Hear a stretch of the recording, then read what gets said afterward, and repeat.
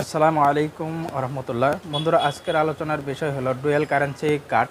Dual currency card আমরা পেয়েছি, এটা হলো ডাচ বাংলা ব্যাংকের ডুয়েল কারেন্সি কার্ড। তো এটা করতে কি কি লাগে এবং কতদিনে পাওয়া যায় এবং কত টাকা রিচার্জ প্রথমে করবেন, এটা নিয়ে আজকে আলোচনা হবে। তো চলুন আলোচনা শুরু করা যাক। তো প্রথমে এটা আপনাকে একটা ফর্ম দেবে, এই ফর্মটা পূরণ করতে হবে, অথবা ওই ফর্মটা ওদের থেকে আপনি পূরণ করে নিতে পারেন। আমার ক্ষেত্রে যেটা হয়েছে, তারা এই কাজটা করতে আমাকে থেকে 575 অথবা 650 টাকা আর কি, 575 টাকা নিয়েছে ফি।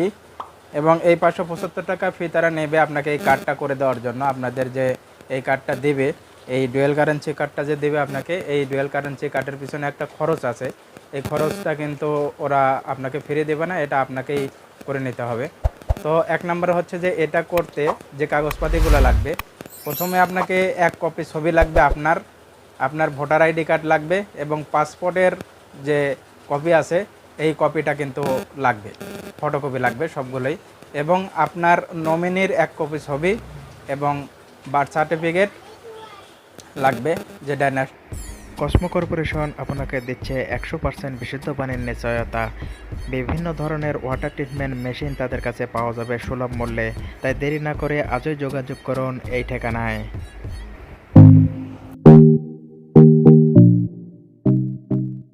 ন্যাশনাল আইডি কার্ড বলে, এই ন্যাশনাল আইডি কার্ডটা লাগবে। এই সমস্ত কাগজপাতি জমা দিতে হবে।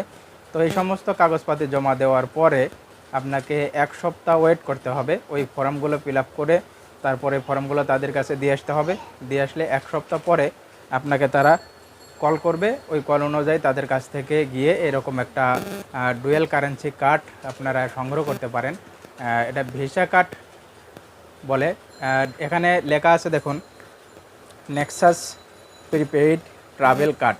Nexus prepaid travel card Dutch Bangla ব্যাংকের।